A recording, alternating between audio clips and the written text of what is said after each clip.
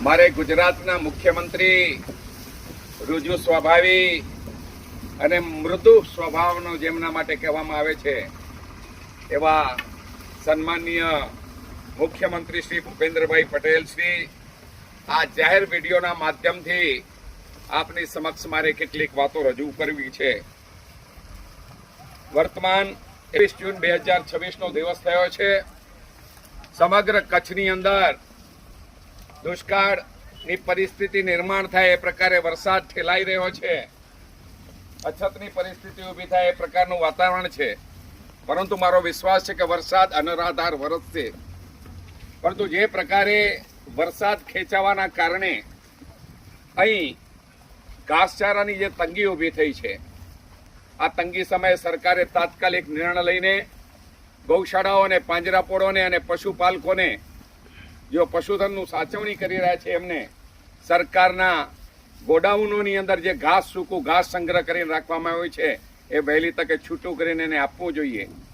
તાત્કાલિક ધોરણે જે કોઈ સરકારના નીતિ નિયમો એ પ્રમાણે ચાર્જ લઈને, પૈસા લઈને પણ આ ઘાસચારો આપવો જોઈએ. કારણ કે કચ્છની અંદર 25 લાખથી વધુ એવા દુધાળા પશુઓ રહે છે જેમનું જીવન દુષ્કર બની રહ્યું છે.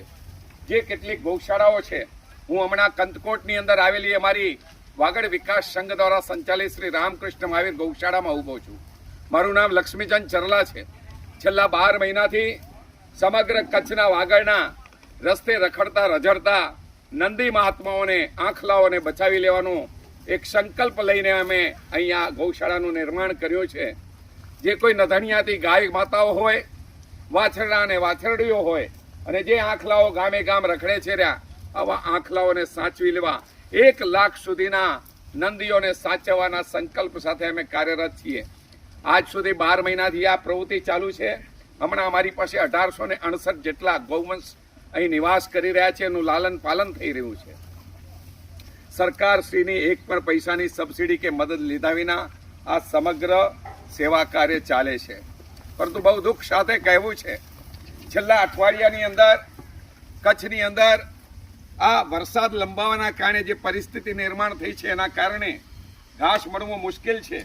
આ 1868 ગૌવંશને સાચવવા માટે જે માત્રામાં મારી પાસે ઘાસ મળવું જોઈએ, આ લીલું ઘાસ હમણાં સુધી મળતું હતું. આજે મારે 6 ટ્રેક્ટરની જરૂર છે, ત્યારે 1 ટ્રેક્ટર ઘાસ આવ્યું છે.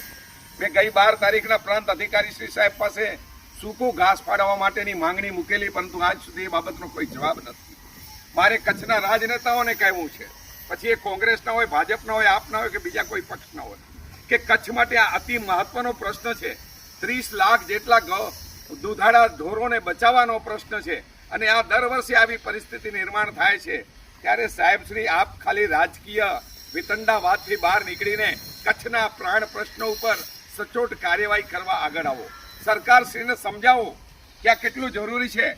સરકારશ્રીના ગોડાઉનમાં સૂકું ઘાસ છે અને અહીં ઘાસચારાના ભાવ વધારો થઈ રહ્યા છે. કાળા બજારમાં ઘાસ વેચાઈ રહ્યો છે. એ ઘાસ 100 ને 110 રૂપિયા મણ ન હોવા જોઈએ, એ ઘાસ હમણાં 180 રૂપિયા સુધી ભાવ પહોંચી ગયો છે. કેટલાક ખેડૂતો, હું હંમેશા ખેડૂતોની સાથે, ખેડૂતોના પ્રશ્નોની, ખેડૂતોના સમસ્યાઓની સંવેદનામાં હું હંમેશા સહભાગી હોઉં છું. પરંતુ આજે મારે દુઃખ સાથે કહેવું છે કે કેટલાક ખેડૂતો પણ ઘાસનો ખોટો વધારો કરી રહ્યા છે. જે ઘાસ 110 રૂપિયામાં સુલભતાથી મળવું જોઈએ, એ ઘાસને 180 રૂપિયા સુધી વેચી રહ્યા છે. મેં આજ સુધી તો લોક સહકારથી, લોકોના દાનથી ઘાસની પૂરતી માત્રામાં અહીં વ્યવસ્થા કરી, પરંતુ આજે લાચાર બની ગયો છે. આજે મારી પાસે આ એક જ ટ્રેક્ટર છે. આ ગૌવંશને ખવડાવવા માટે મારી પાસે બીજું ઘાસ નથી. કારણ કે 180 રૂપિયાના ભાવે ઘાસ ખરીદી શકું એવી મારી સંસ્થાની શક્તિ નથી. કારણ કે અમારી પાસે કોઈ રિઝર્વ ફંડ નથી. અમે તો માત્ર દાનદાતાઓના સહારે ચાલીએ છીએ. સરકારની કોઈ પણ મદદ નથી લેતા. પણ આ પ્રશ્ન મારો એકનો નથી, મારી એક ગૌશાળા કે એક પાંજરાપોળનો નથી, આ સમગ્ર કચ્છનો પ્રશ્ન છે. જ્યારે 30 લાખ પશુઓ, દુધાળા પશુઓ કચ્છની ધરતી પર હોય અને આ પશુઓને જ્યારે સરકારે જરૂર પડી છે, દુષ્કાળ કે અછતની સ્થિતિ સર્જાઈ છે, ત્યારે મુંબઈમાં આવીને ગુજરાતના માનનીય મુખ્યમંત્રીશ્રીઓએ લોકોને સહભાગિતા કરવા માટેની અપીલો કરી છે. મને યાદ છે 2019ની અંદર જ્યારે વિજયભાઈ રૂપાણી ગુજરાતના મુખ્યમંત્રી હતા, ત્યારે કચ્છની અંદર અછતની સ્થિતિ, દુષ્કાળની સ્થિતિ સર્જાઈ હતી અને તેઓ મુંબઈ આવ્યા હતા. અને ત્યારે મુંબઈની એમની મિટિંગનું આયોજનમાં મેં પૂરેપૂરો સાથ આપ્યો હતો અને ત્યારે લોકોને એમણે અપીલ કરી હતી અને એ સમયે પણ હું કચ્છમાં આવીને 3200 ગૌવંશને મેં એક કેન્દ્ર બનાવીને સાચવી હતી. આજે જે રીતે કામ ચાલી રહ્યું છે અને જે પ્રકારે આ પરિસ્થિતિ છે, મારે ખેડૂત ભાઈઓને પણ કહેવું છે, માફ કરો, 8 દિવસ માટે તમે આ ભાવ વધારો કરી રહ્યા છો, આ રોંગ છે. કુદરત માફ નહીં કરે મિત્રો.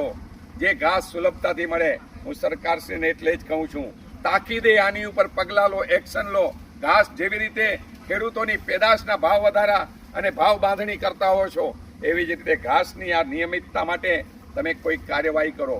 આજે કચ્છના કલેક્ટર શ્રી સન્માનીય અનિલ રાણાવસિયા સાહેબ, હું એમને મળ્યો છું.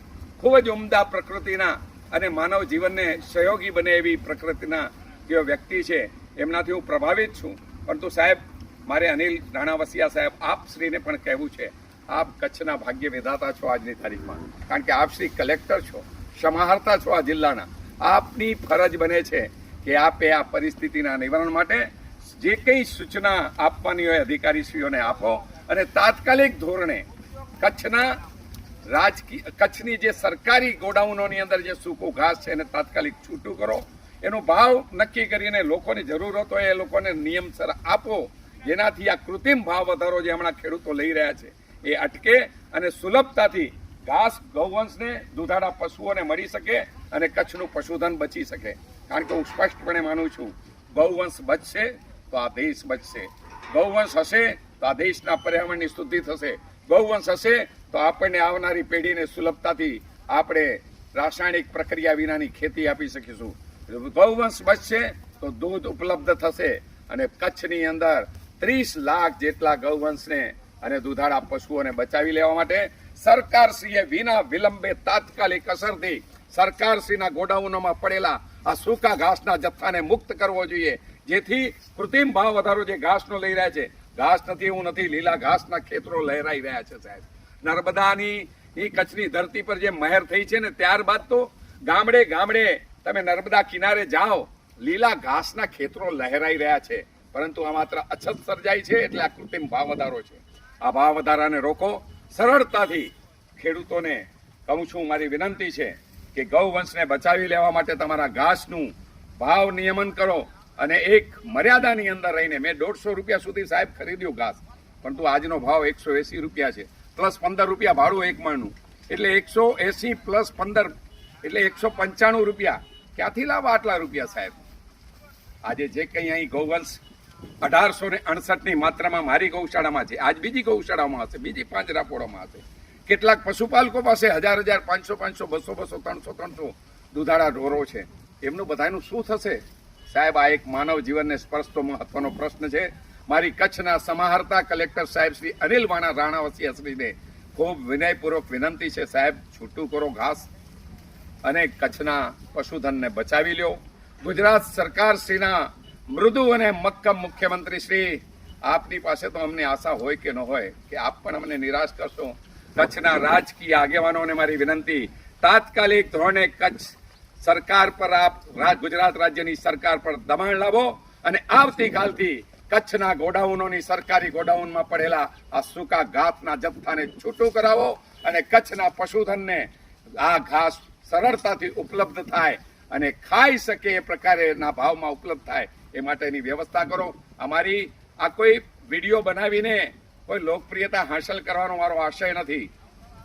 હું એ સોશિયલ મીડિયાનો ઉપયોગ એના માટે કરવા પણ નથી માંગતો. હું સોશિયલ મીડિયાનો ઉપયોગ એટલા માટે કરી રહ્યો છું કારણ કે સરકારશ્રીને આપણે કહીએ ને, અધિકારીશ્રીને પત્ર લખીએ તો એનો જવાબ જ નથી આવતો 15 દિવસ, મહિનો. તો આ સોશિયલ મીડિયાની જે એક તાકાત છે, જે આજની વાત આજ વ્યક્તિ કરશે. તમામ કચ્છના પશુપાલકોને, પાંજરાપોળના સંચાલકોને, ગૌશાળાના સંચાલકોને મારી વિનમ્ર વિનંતી છે, જો તમે મારી વાત સાથે સહમત હો તો આપ મારા વોટ્સએપ નંબર 9867545744 પર તમારો આ સંદેશ મોકલો. એક એવી તાકાત, જનશક્તિનું નિર્માણ કરીએ જેના દ્વારા સરકારશ્રી પાસે આપણી રજૂઆત એક મજબૂત ઇરાદા સાથે વ્યક્ત થાય અને આ પ્રાણ પ્રશ્નનો ઉકેલ આવે. મારો કોઈ પણ ઇરાદો સરકારશ્રીનો વિરોધ કરવાનો છે નહીં. હું કોઈ પણ વ્યક્તિનો વ્યક્તિગત કે રાજકીય રીતે વિરોધી છું નહીં. મારા માટે આ દેશ, ભારત માતા મહત્વની છે, આ રાષ્ટ્ર માતા મહત્વની છે. ભારતના પરમ વૈભવ માટે આ જીવન કુરબાન છે. એટલે સૌને કહું છું, આનો કોઈ ખોટો અર્થ લેતા નહીં. મારે કોઈ આવનારા દિવસોમાં રાજકીય સત્તા હાંસલ નથી કરવી, પરંતુ જ્યાં જ્યાં પ્રજાને પીડનારા પ્રશ્નો હશે ત્યાં હું ચોક્કસપણે અવાજ ઉપાડવાનો પ્રયાસ કરીશ. વિનમ્રતાપૂર્વક ગુજરાતના માનનીય મૃદુ અને મક્કમ મુખ્યમંત્રી શ્રી ભૂપેન્દ્રભાઈ પટેલ અને કચ્છના કલેક્ટર શ્રી રાણાવસિયા સાહેબ, આપને વિનંતી, તાત્કાલિક એક્શન લો, આનું નિરાકરણ લાવો અને કચ્છના પશુધનને બચાવી લેવા આપની ભૂમિકા પ્રદાન કરો. વંદે માતરમ. દાડો મોજ કરે.